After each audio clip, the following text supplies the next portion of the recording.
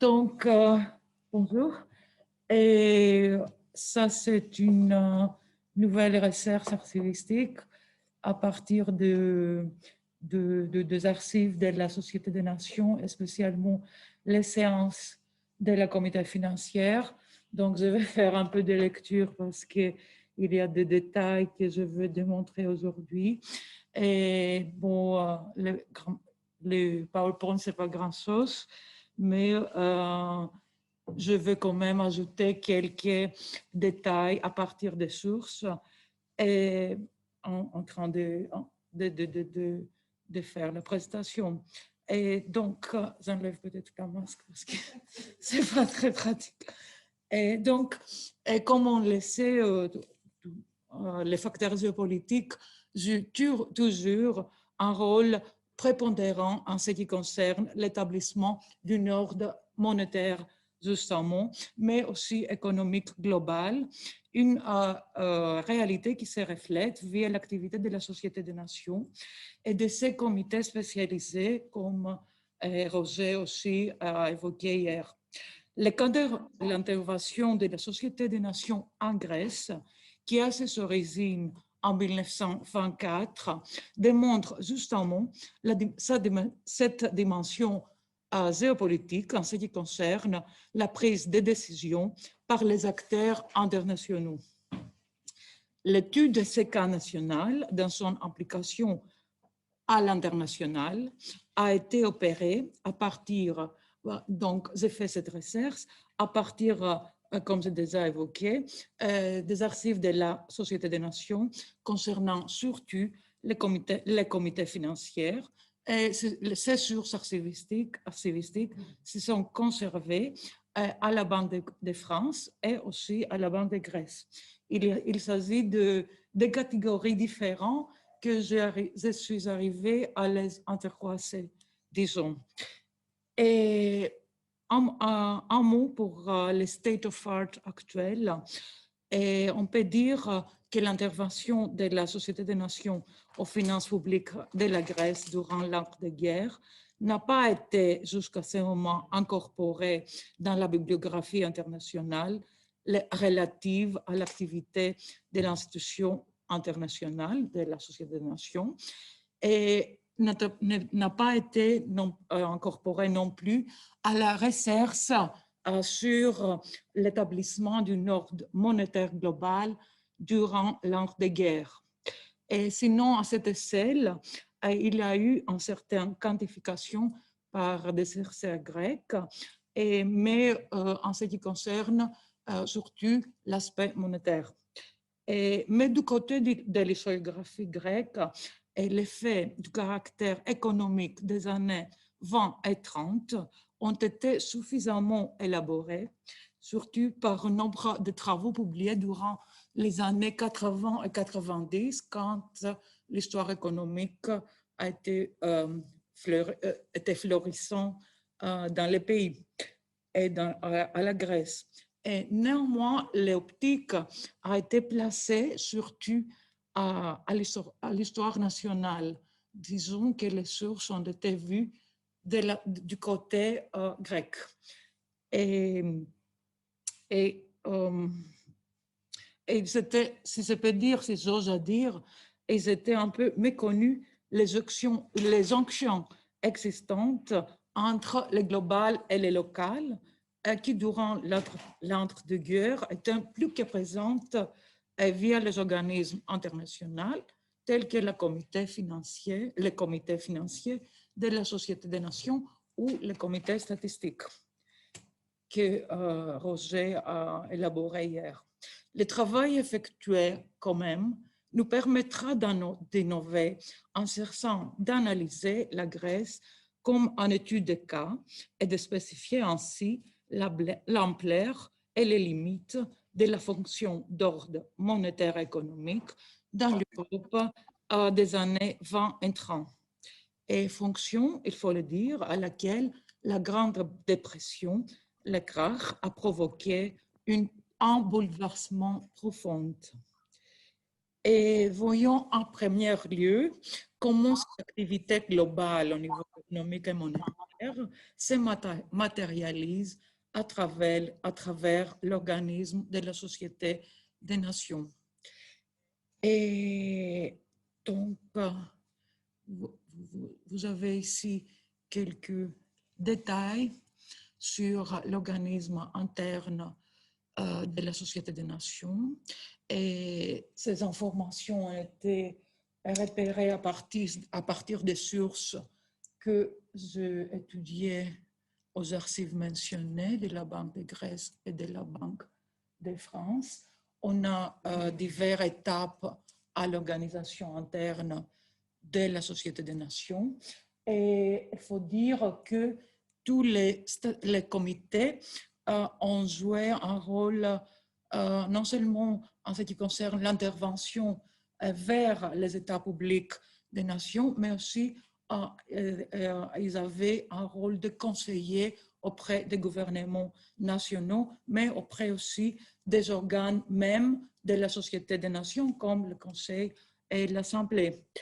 Et donc, comme on lit dans un rapport du Foreign Office anglais de 1928, le ministre grec des Affaires étrangères à l'époque, Andreas Michalakopoulos, admet que la Grèce a obtenu une soutenance forte par les Alliés et surtout par la Grande-Bretagne au cours du Conseil de la Société des Nations à la fin de 1927 à Genève. Ceci nous montre précisément l'importance du facteur géopolitique en ce qui concerne les décisions prises au sein de la Société des Nations. Précisément à ce moment, c'est le moment que la Grèce obtient l'approuve de la Société des Nations pour la contraction d'un prêt international sous les aides de la Société des Nations, de l'institution internationale. Donc, on a des emprunts, des prêts internationaux. Un prêt 1924, deuxième prêt qui est le plus important, 1928, c'est ceci qui a été discuté en Genève 1927. Et donc, ce deuxième prêt s'est donné pour achever le rétablissement des réfugiés. Et donc, comme je viens de le dire, le gouvernement grec admet que la Grande-Bretagne a joué un rôle en ce qui concerne la contraction de ces prêts.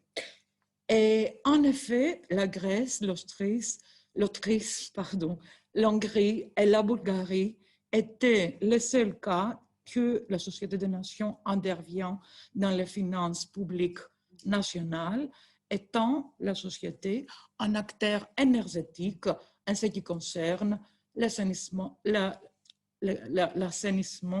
leur économie nationale via la contraction précisément des prêts extérieurs sur les aides de la Société des Nations et via surtout la stabilisation des monnaies nationales. Il faut néanmoins souligner que dans ces cas, les principes de l'ethnicité étaient fortement impliqués, surtout en ce qui concerne la Bulgarie et la Grèce, conduisant aussi aux essences étendues de population dans les Balkans, essences volontaires ou forcées. Et le paradigme, ce n'est pas un paradigme, c'est un cas important. Et vous avez ici quelques documents sur la contraction justement de ces prêts, sur l'œuvre de l'établissement de réfugiés en Grèce, tout ça produit par la Société des Nations. Donc, dans le cas de Macédoine, qui est aujourd'hui en Grèce, et cette essence de population que je viens d'évoquer a joué un rôle prépondérant puisqu'il a conduit au bouleversement démographique de la région, comme vous pouvez le voir ici. Donc, on a ici la population, la synthèse de population avant la traité de Lausanne et ici, après l'essence, après la venue de Grecs, de Grecs chrétiens d'Asie mineure. Et c'est important de noter que c'est à partir d'une source grecque, d'une démographe grecque, un rapport qui a été justement soumis à la Société des Nations. Et pour démontrer justement les rôles de la Société des Nations à cette histoire de composition des ethnicités dans les Balkans. Et donc, il faut ajouter que les mêmes membres du comité financier les décrivent justement vers la fin des années 30 dans un rapport commémoratif de 10 ans du comité. Ils décrivent alors que l'établissement des populations dans les Balkans était une tâche accomplie sous les auspices de la Société des Nations, et aussi une autre tâche accomplie par eux, c'était les réformes monétaires et économiques appliquées dans ces pays balkaniques, surtout Bulgarie et la Grèce.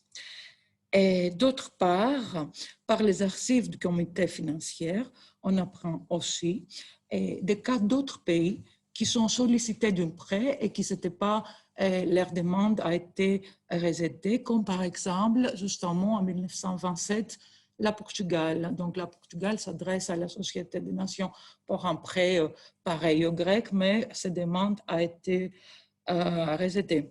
Et donc, là, c'est très important, à mon avis, ces rôles, et à leur avis aussi, parce qu'ils le déclarent officiellement, et c'est très important les rôles de la Société des Nations en ce qui concerne l'essence des populations dans les Balkans et l'Empire ottoman à la fin au milieu des années 20. En Grèce, cette entreprise a été mise en œuvre par l'International Office autonome pour l'établissement des réfugiés. Et donc, première tâche, seconde tâche du comité en Grèce était l'aide technique pour que le pays reconstitue ses finances publiques, tâche accomplie justement par la contraction de ces prêts de 1928. Et il est à noter le diagnostic que le comité fasse en 1930 pour son intervention aux finances publiques de la Grèce. Ils disent alors, toutefois, dans ces pays, les problèmes ne consistaient pas, comme en Autriche et en Hongrie, à restaurer une monnaie en train de se déprécier rapidement, mais simplement à consolider et à stabiliser une monnaie qui comportait certains éléments de faiblesse, ce qui est fausse, parce qu'en Grèce, durant les années 20, on a eu, comme Andonis l'a montré hier, on a eu une très grande déstabilisation de la monnaie, justement à cause de la crise économique interne. Donc, déjà, dans les rapports, ils font une approche positive pour l'économie grecque des années 20. Et donc, voyons maintenant, à deuxième étape, quelles sont les préconditions que la Société des Nations impose par rapport à la contraction, justement, de ces prêts.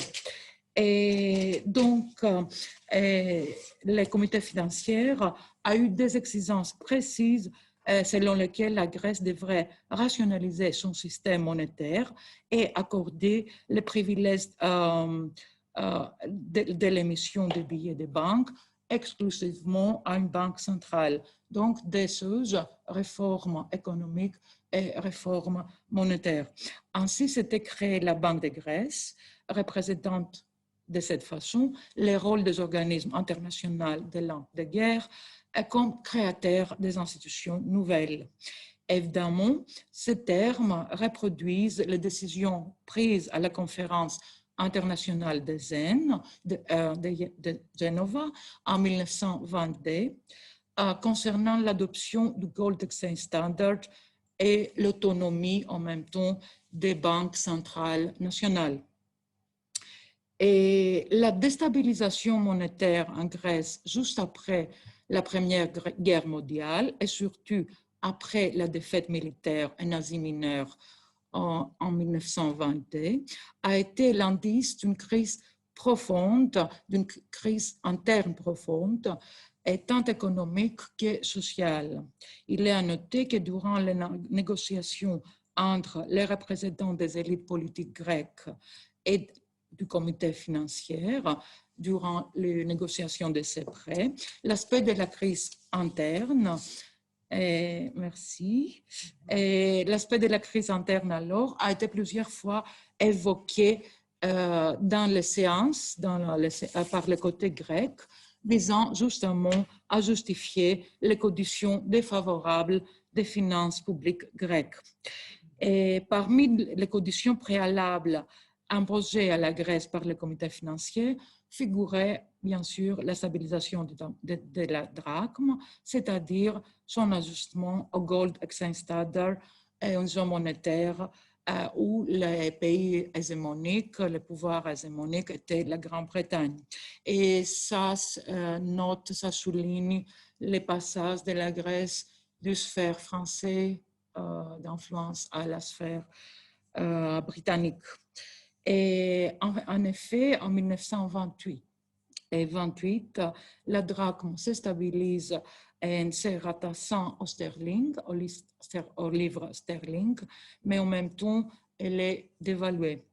Elle est fortement dévaluée.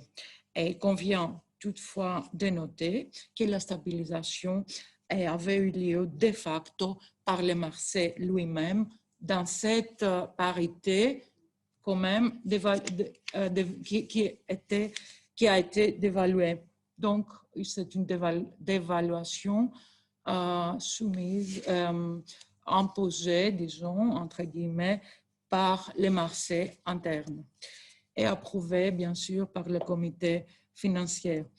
Et il faut dire que, résumant les aspects favorables à la stabilisation, Emmanuel Tsouderos, qui était à ce moment le représentant de la Grèce en négociation avec la Société des Nations durant les séances du comité financier, déclara dans sa séance du 9 juin 1927 que la situation politique permet de croire que le moment n'est pas défavorable pour un essai de stabilisation monétaire de la monnaie grecque, tandis qu'il exprime son espoir qu'avec l'aide de la Société des Nations, il sera possible de résoudre ce problème de stabilisation de la monnaie. Donc, on voit comment s'entrecroisent les rôles des acteurs institutionnels avec les rôles des acteurs, disons, personnels. Pour récapituler les points principaux de ce discours de Tsouderos, qui est assez important, il calcule le taux de stabilisation par rapport à la capacité fiscale augmentée de la population grecque en comparaison avec la situation de cette même population avant la Grande Guerre. C'est-à-dire que le plan de stabilisation a été conçu à la base d'une imposition plus considérable des impôts, ce qui était d'ailleurs les critiques contre la stabilisation monétaire par les milieux de la social-démocratie grecque. Et donc, pour récapituler, la réforme bancaire a été mise en œuvre avec la création de la Banque de Grèce en 1927 et le début de ces opérations l'année suivante. Et en tant, comme je déjà dit, une institution autonome avec les privilèges exclusifs d'émettre des billets, et ainsi que l'inclusion de la drachme dans le Gold Exchange Standard. Ces deux, c'était disons, les résultats de la stabilisation, mais la Banque de Grèce aurait dû aussi entraîner, donc cette stabilisation devrait entraîner l'amélioration de la liquidité à l'intérieur du pays, mais aussi sur les renforcements de la Grèce sur les marchés internationaux de capitaux.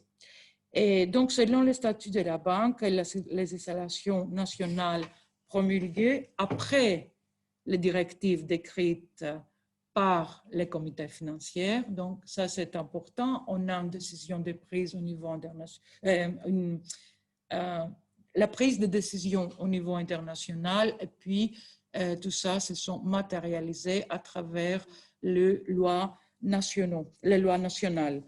Et donc, ces législatures ou ces décisions ont imposé la convertibilité de la monnaie et aussi qui devrait être couvert par un taux minimal de 40% en ce qui concerne la circulation monétaire à l'intérieur du pays. Et il convient de noter qu'en mettant l'accent sur la stabilisation de la monnaie et la création de la Banque centrale, le comité financier de la Ligue a fixé des principes supplémentaires régissant aussi le fonctionnement de la banque, à savoir la limitation du financement de déficit budgétaire, l'encaissement à la banque de tous les paiements et recettes de l'État. Donc, on a une centralisation des finances publiques à la banque centrale, mais aussi des entreprises privées. Et d'autre part, la banque a eu la gestion et l'émission des prêts nationaux. Donc, on voit que la Société des Nations a créé une institution bancaire centrale qui a à peu près qu'ils gèrent à peu près les finances publiques du pays. Et pour couronner les jonctions entre les institutions internationales et l'émergence des organismes économiques locaux, le comité financier nomme Horace Finlayson comme conseiller sur la Banque de Grèce, représentante chez elle la Société des Nations. Et il y a eu un mandat de 3 ans qui a été renouvelé en 1930. Et en outre, sans qu'il soit décrit clairement par le congrès du comité financier, après 1927 et la contraction de ses prêts, l'économie grecque est mise sous la surveillance de la Société des Nations, puisque les gouvernements, les ministères des Finances auraient dû se rapporter au Conseil de la Société des Nations tous les 3 mois, et en même temps, les représentants de la Banque de Grèce auraient dû se rapporter au comité financier directement. Et donc, il faut quand même dire que l'harmonisation de la Grèce avec le système monétaire international de l'époque a eu un effet positif sur l'infrastructure techno-économique interne du pays, car elle a transféré vers la Grèce des modèles technocratiques internationaux tels que les méthodes statistiques appliquées ou déjà développées dans le cadre de la Société des Nations. Résumant l'importance de la Banque de Grèce, Alexandre Diomidis, qui était le premier gouverneur, a déclaré que la stabilisation législative de la monnaie et la création de la Banque centrale constituent une étape majeure dans l'économie, dans l'histoire économique. Il utilise ces mots parce que c'était à la mode en Grèce durant les années 30, l'histoire économique. Et donc, il dit que ce sont des événements majeurs à l'histoire économique du pays. Et donc, ici, pour conclure, je vais conclure là. Et ça, c'est une autre histoire. Qu'est-ce qui se passe après la stabilisation de la monnaie? Vous voyez ici des sources, comme je dis, il y a eu l'obligation de la Banque de Grèce à garder les 40% de la couverture en ce qui concerne la circulation intérieure de la monnaie. Mais ici, on peut voir qu'à partir des années 1929, avant la crise internationale, c'est-à-dire à partir de 1929, on voit que les couvertures de la monnaie en or, ça c'est important, il s'agit des réserves en or, ça baisse. Et ça, c'est par rapport à un rapport officiel de la banque. Et il explique ça au comité que c'est à cause de la crise internationale parce que les immigrés grecs, ils ont plus la possibilité, de l'Amérique, ils n'ont plus la possibilité d'envoyer de l'argent dans les pays. Donc, les réserves, c'est la Banque nationale, baissent. Donc, ce sont les premières évocations de la crise mondiale, même avant septembre 1929. Et on voit comment cet effort de rationaliser la circulation monétaire à l'intérieur du pays a été petit à petit affaibli. Et pour conclure vraiment, je vais...